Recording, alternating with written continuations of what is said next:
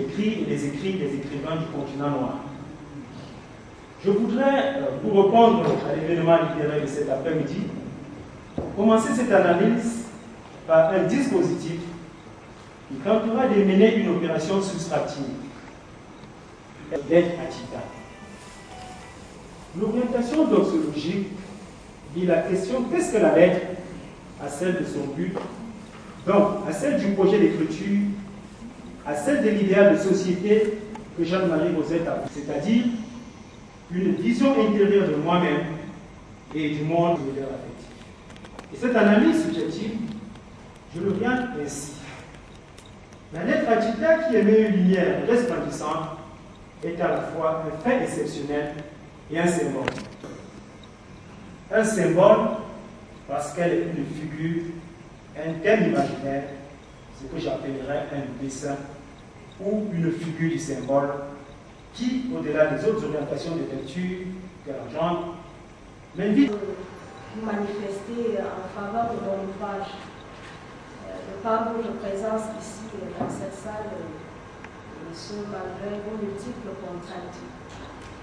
En effet, j'écris lettre à Tita, comme je l'ai toujours dit, pas dans un esprit de donneur de leçons, ni même d'accusateur, mais dans l'optique d'une interpellation de conscience face à notre héritage culturel en difficulté, notre héritage culturel marginalisé.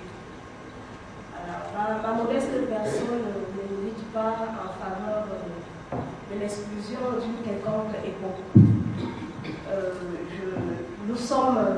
Il est évident qu'à travers la modernité, grâce à la modernité, nous avons résolu pas mal de problèmes dans le sens de l'amélioration de notre cadre de vie. Mais je reste convaincue que certains abandons sur le plan culturel n'auraient pas dû avoir lieu.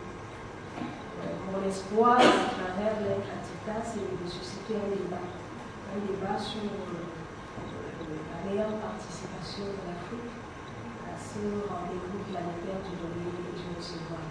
Au nom de la modernité, qu'est-ce que nous pouvons récupérer et qu'est-ce que nous avons définitivement perdu? Donc, c'est en gros l'objectif recherché par l'être à Tita. Tout mon acharnement dans ce livre à livrer à des détails près les attitudes, les croyances, les pratiques qui rythmaient le quotidien de nos grands-parents.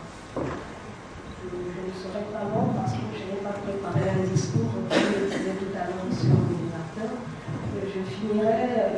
J'exprime ma profonde gratitude à tous qui ont cru en mon projet et qui m'ont soutenu jusqu'à ce jour. Je rends un hommage plus particulier à les illustres préfaciers pour l'honneur qu'ils m'ont fait de porter un jugement formel à les écrits. Je finirai par vous annoncer que l'être à Tita a déjà été traduit en anglais.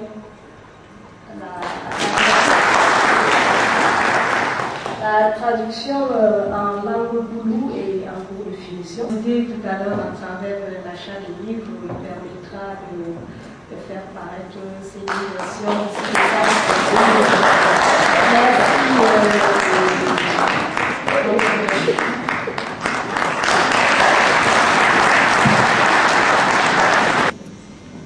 Lazare Etoundi, je ne suis pas monseigneur, je suis rabbin.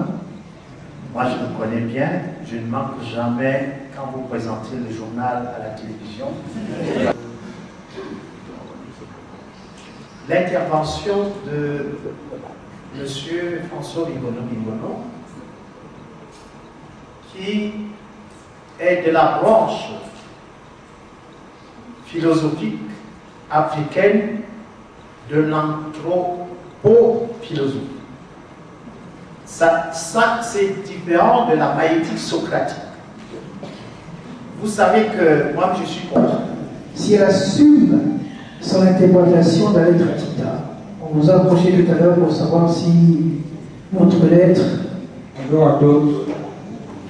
Moi, je m'appelle Léon longtemps